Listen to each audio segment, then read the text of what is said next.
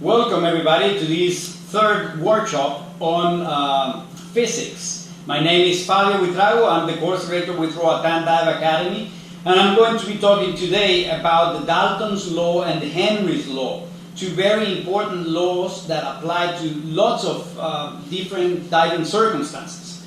Before we get into our topic of today, let me remember that these workshops are being done to use the time efficiently as we are in quarantine or as we are locked down, to refresh the knowledge for those of you that have already done your dive master or your instructor course, or to learn how to do the calculations and apply the laws to actual diving circumstances for those of you that are taking your dive master course or the IDC course.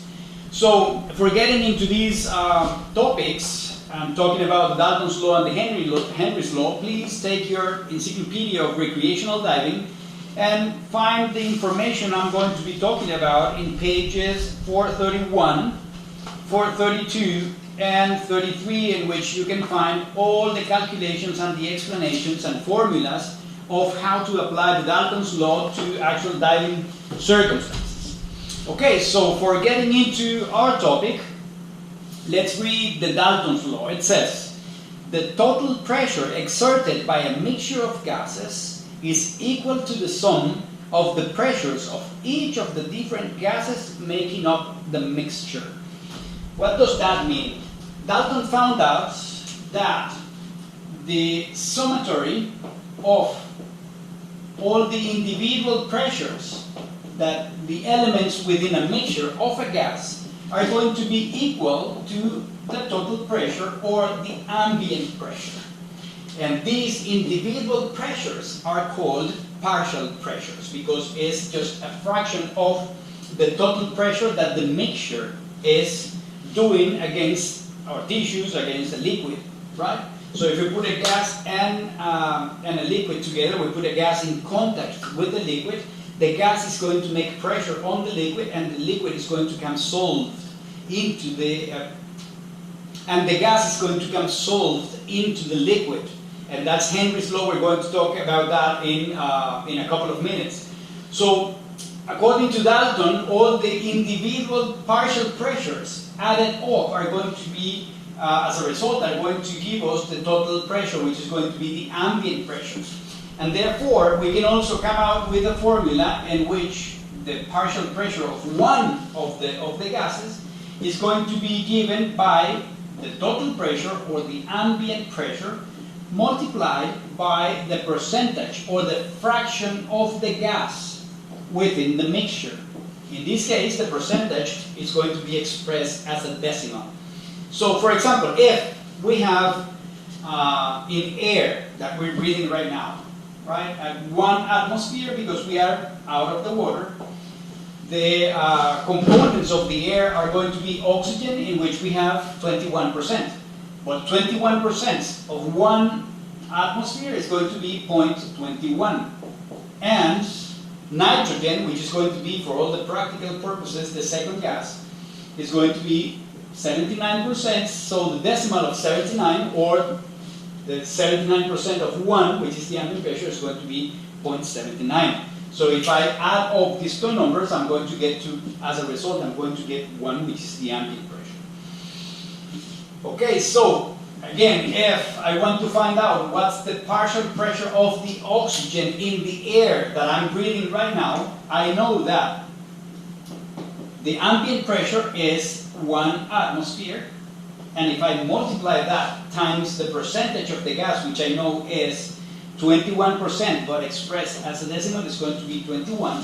So 21 times 1 is going to be equal to 0.21, which is the partial pressure of oxygen in the air that I am breathing right now at 1 atmosphere of pressure. This is basically the Dalton's law. And what he came out with all the calculations is something that we know as the T formula or the T rule. That states that you have 3 elements, 3 variables that you can use for calculating the partial pressures or the fraction of the gas.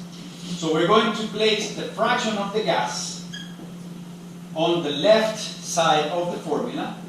We're going to have the total pressure or the ambient pressure on the right hand of the formula, and then I'm going to have the partial pressure of the gas on top.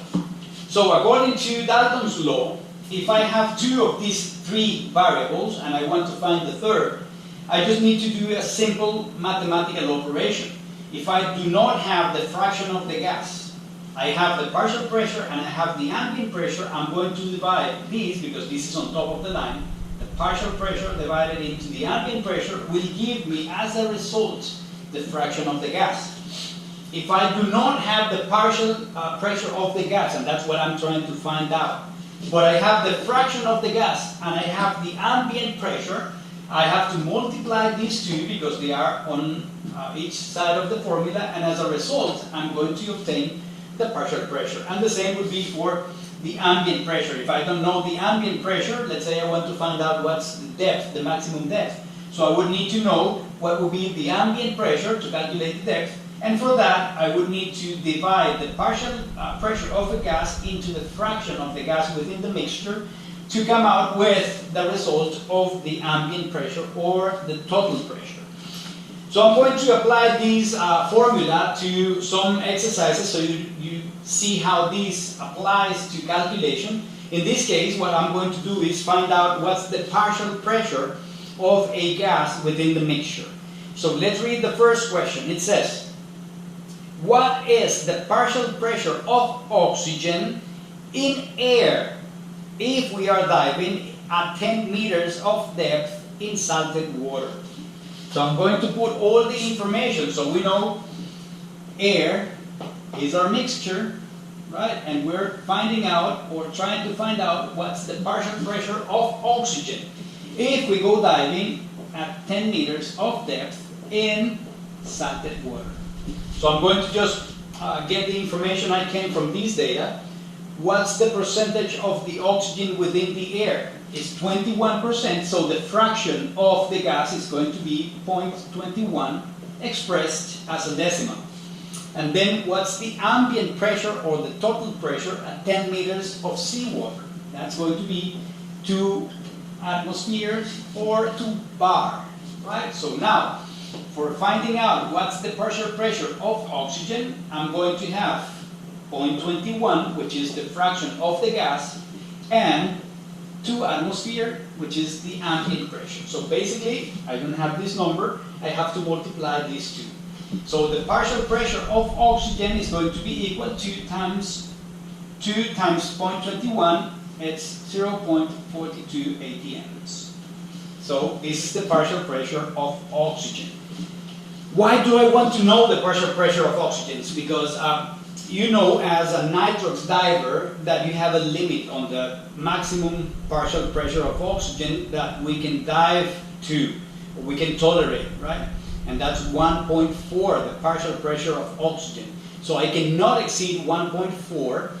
So for that, I need to calculate at a given depth, at a given percentage of oxygen, what would be the maximum partial pressure, or what would be the maximum depth to reach 1.4 as a maximum partial pressure, which we're going to do following next.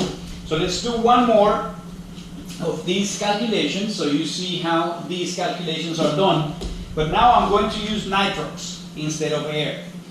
So the question is, if a diver is diving with a blend of nitrox 38 at 16 meters of seawater, what would be the partial pressure of oxygen? So I'm going to put the information. We have nitrox 38. We want to find out what's the partial pressure of oxygen if the diver is diving at 16 meters of seawater, salted water. So the fraction of the oxygen is 0.38. The ambient pressure in salted water is going to be 2.6 atm, right?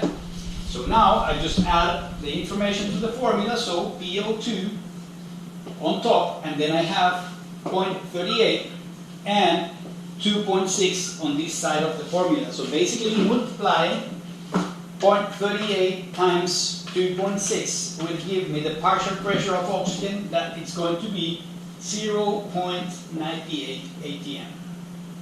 Okay, so I know by doing that calculation that I'm not exceeding the 1.4 of the maximum partial pressure of oxygen, the limit of partial pressure of oxygen that I can go diving to. Okay, so let's do one more, but in this case I'm going to use fresh water, so we can see how to make the calculation with a different ambient pressure. So in this case the question says, what is the partial pressure of oxygen if a diver is diving in a freshwater lake breathing nitrox 29 at 27 meters? So I'm going to put the information. So nitrox 29, right? We want to know what's the partial pressure of oxygen if he is diving at 27 meters, but in this case it's fresh water, not salted water. Okay, so we're going to get all the information we can out of this data. So the fraction of oxygen is going to be 0.29. Partial pressure of oxygen is what I'm looking for. And then 27 meters of fresh water, I have to convert the pressure from the manometric pressure in salted water to the new manometric pressure in fresh water. So in this case, in salted water, it would have been 2.7 atm, the manometric pressure, right? And for converting the manometric pressure, I know I have to either multiply times 0.97 or divide into 1.03, whatever you want to do.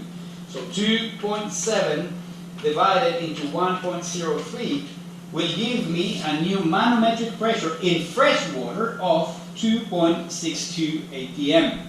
Which is what I'm going to use once I calculate what's the ambient pressure, because what I need is the total pressure. So 2.62 plus 1 atmosphere of air will give me a total pressure or an ambient pressure of 3.62 atms.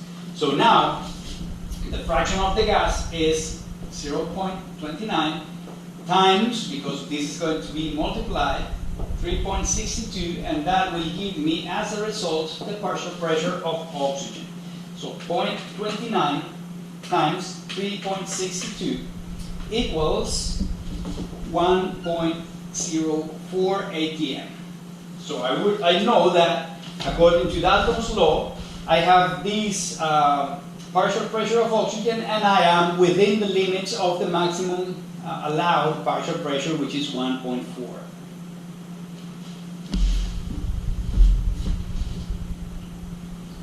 Okay, so this is one way of applying and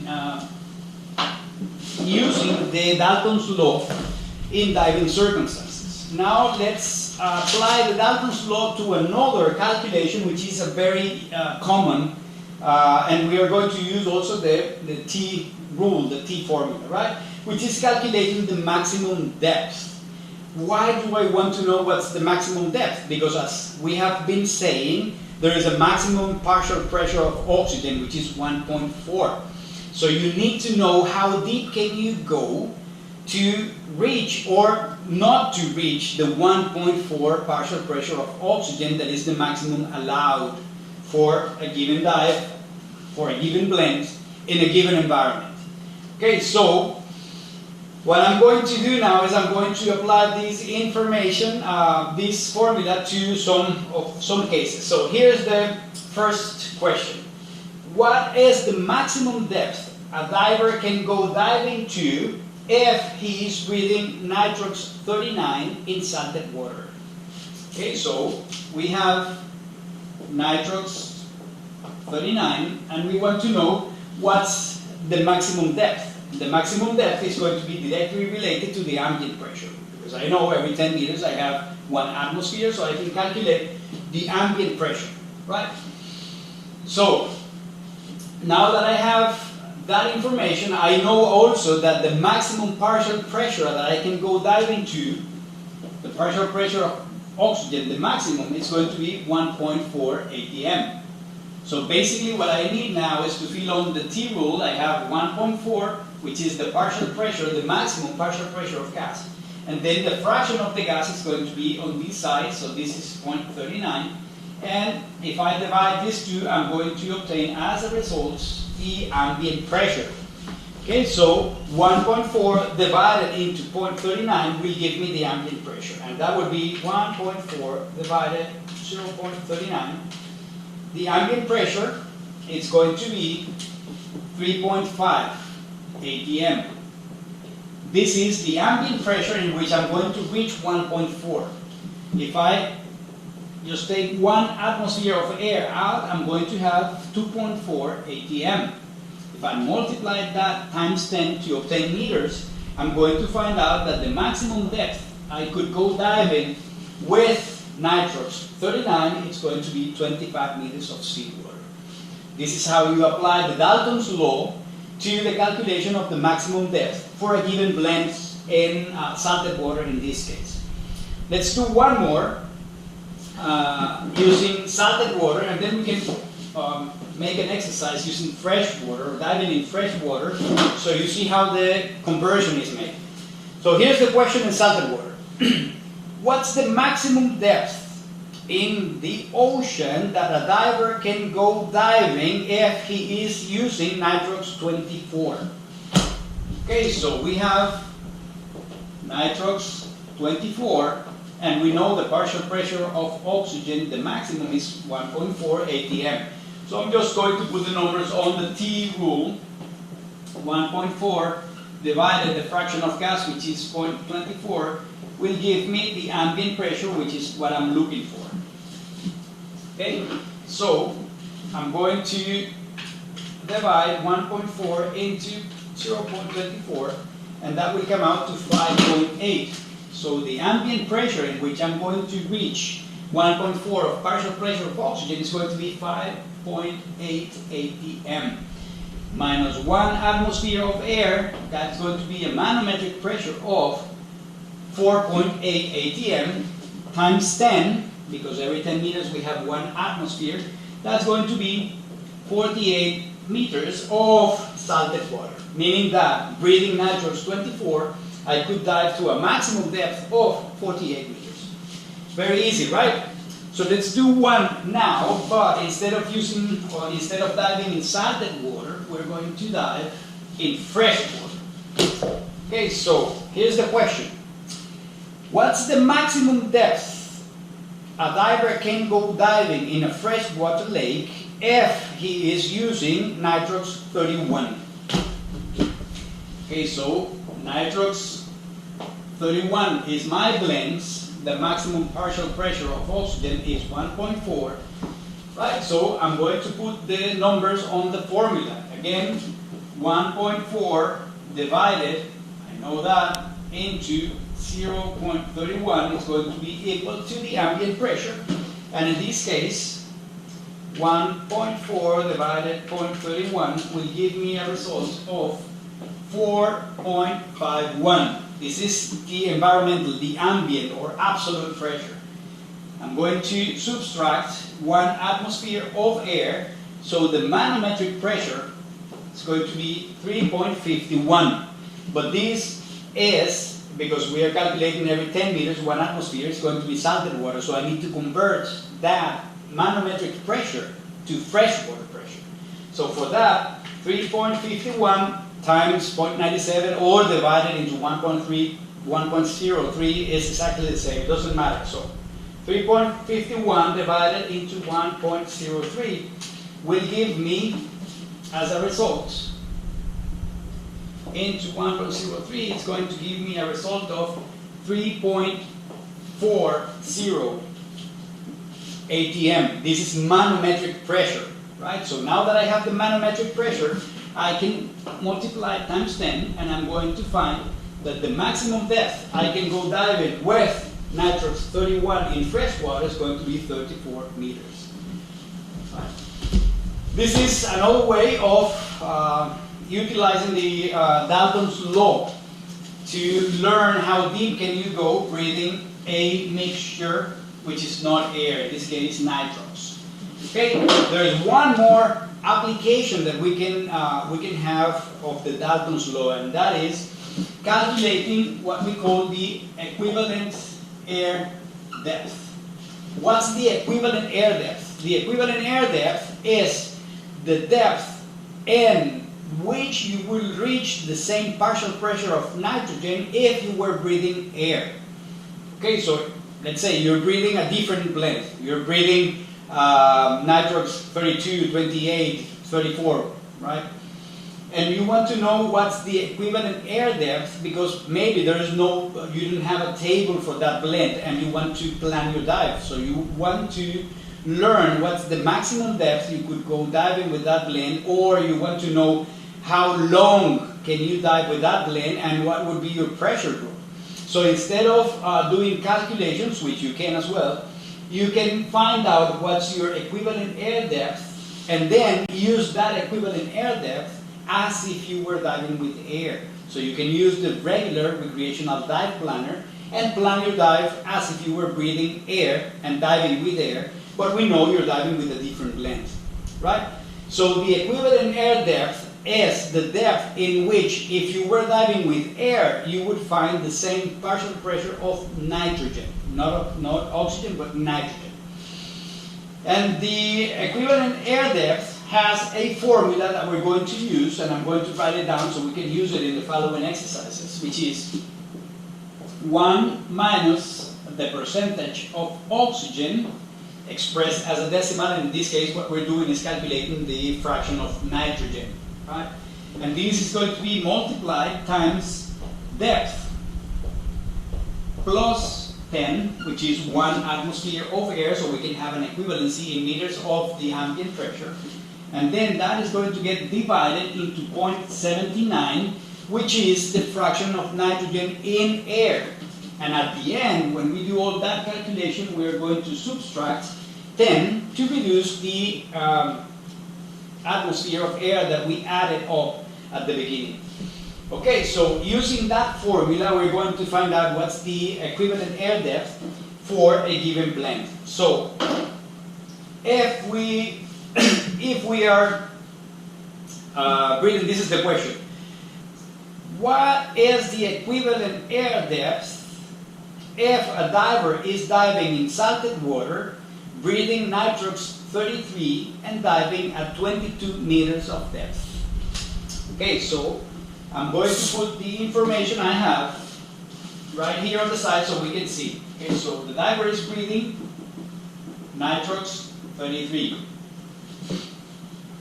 Is diving at 22 meters of salted water or seawater, right? And we want to know what's the equivalent air depth.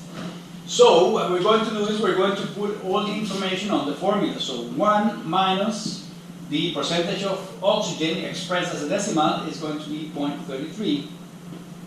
And this is going to get multiplied times the depth, which is 22 meters, plus 10, which is the ambient pressure, the air pressure, right? And then the result is going to be divided into 0.79, and at the very end we're going to subtract 10. So using the calculator, we're going to find out all the numbers. 1 minus 0.33, that will give me 0.67, which is going to get multiplied times 22 plus 10 is 32. And this is going to be divided into 0.79, and then we subtract that. So 0.67 times 32 equals 21.44, and that is going to be divided into 0.79. That will give me 27.13, which I'm going to then subtract 10, right? So the result is going to be 17.13 meters, right? So the equivalent air depth of diving, breathing nitrox 33 at 22 meters is going to be 17 meters. Meaning that if you were to dive with air, the partial pressure of nitrogen is going to be the same at 17 meters, breathing air, than if you go breathing nitrox 33 at 22 meters. Okay? Let's do one more of these exercises. So we apply the formula again, and you have more practice on how to calculate the equivalent air depth. Okay. Again, as I said before, this is very useful because in the case you want to plan your dive, you want to know what's the minimum surface interval, or you want to know what's your pressure group, or you want to know how long can you dive, you would use the equivalent air depth formula to find out what would be the depth with air in which you would reach the same partial pressure of nitrogen. And therefore, you can use the normal, common recreational dive planner to plan your dive, even that you're not diving with air, you're diving with a different blend, right? So let's do one more. In this case, I'm going to have this question. What is the equivalent air depth if a diver is diving in salted water at 20 meters, breathing nitrox 40? So we have nitrox 40 and diving at 20 meters of seawater, salted water. So we're going to put all that information into the formula. So we know 1 minus 40, it's going to be expressed as a decimal, so 0.40, and that's going to be multiplied times 20 plus 10, right? 20 plus 10, which is the depth plus 10, and then divided into 0.79, and at the end, I'm going to subtract 10. So I'm going straight right now, so 1 minus 0.4 is going to be 0.6, that multiplied times 20 plus 10 is going to be 30, so 0.6 times 30 is going to be 18, divided into 0.79, it's going to be 22 minus 10, that will give me, as a result, 12.78 meters of salted water. Meaning that at 12 meters of salted water, I would find the same partial pressure of nitrogen if I was breathing air than if I was breathing nitrox 40 at 20 meters. Okay? So if we use the T rule for calculating what's the nitrogen partial pressure, we would have the fraction of the gas, the partial pressure of the gas, which is what we're looking for, on top of the T rule, right? And then we have the fraction of nitrogen, because we're trying to find out what's the partial pressure of nitrogen. So if oxygen is 40%, nitrogen is going to be 0.6. Multiplied times the ambient pressure, in this case at 20 meters of seawater, we have an ambient pressure of 3. So the partial pressure of nitrogen is going to be 1.8 atm, right? So again, using the T rule, if I want to find out at what depth breathing air I would find 1.8 partial pressure of nitrogen, I would use the T rule and put 1.8 partial pressure of nitrogen. And what's the fraction of nitrogen within the air? That's 0.79. And what I want to find is what's the ambient pressure in which I would reach breathing air, 1.8. So I have to divide 1.8 into 0.79. 1.8 divided 0.79 will give me an ambient pressure of 2.278 atms, right? Minus 1 atmosphere of air is going to give me 1.278. Times 10 is going to give me a result of 12.78 meters, which is exactly the same that we calculated using the formula. So here I've shown you how the partial pressure of nitrogen is going to be the same diving at 20 meters breathing nitrox 40 than diving at 12 meters breathing air, right?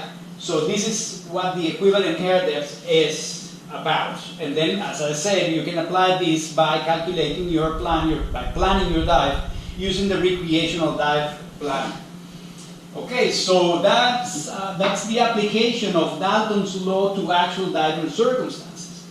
But then, on top of what Dalton described and all the work he did, came Henry. And he did another law, which is called the Henry's law, that says the amount of gas that dissolves into a liquid at a given temperature is directly proportional to the partial pressure of the gas in contact with the liquid.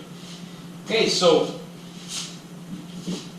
just to explain the Henry's law, if we have a container that has water on the bottom and air or gas on the upper section of the recipient, right?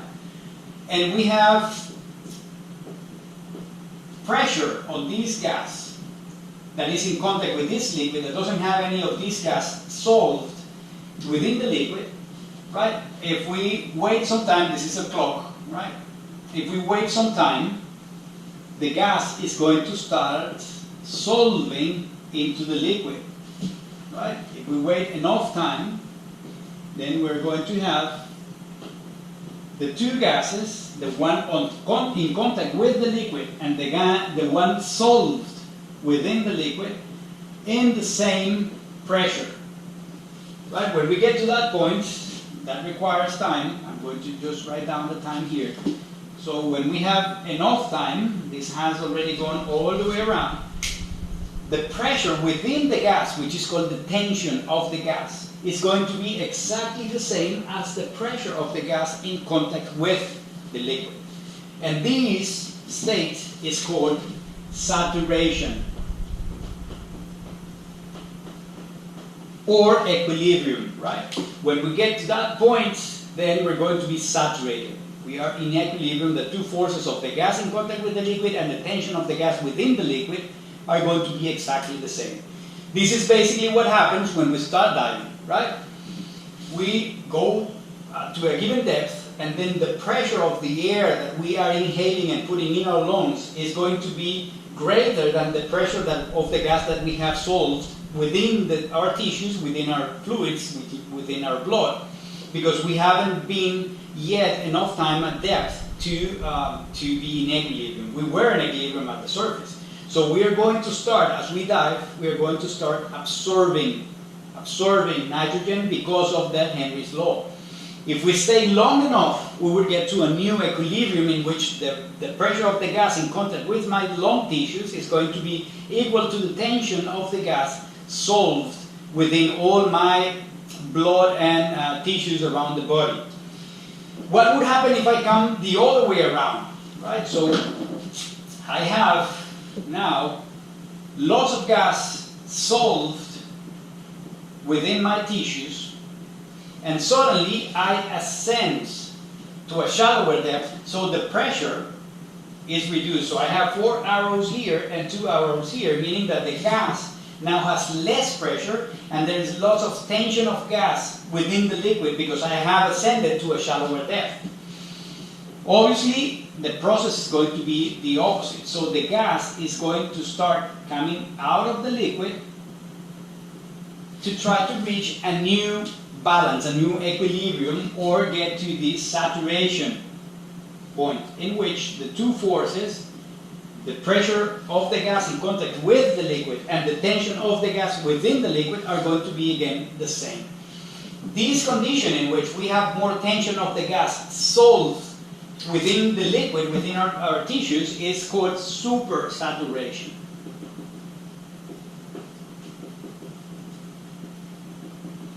Okay, so we have saturation when we get to an equilibrium, and we have supersaturation when we have more gas solved within our tissues. Okay, this is basically the basics, the beginning of the decompression theory, because we know that we have a maximum depth, or we have a depth limit, because we don't want to exceed the gradient of pressure that we can tolerate, and we would accumulate that much amount of nitrogen if we go deeper. So we have a depth limit according to the absorption of, or the dissolution of gases within our tissues, in this case nitrogen within our blood. We also have a time limit, because we know that if we stay long enough, we will get to a point in which we're going to be loaded. We're going to be in equilibrium, we're going to be saturated, and if we ascend in that condition, we could have supersaturation, and that could end in the formation of bubbles within our tissues. We also have an ascent speed, because we do not want to change the pressure that fast. Otherwise, as when you open a soda, Coca-Cola, the gas within the liquid is going to form bubbles, and we do not want the bubbles to form. That's why we have to ascend very slow.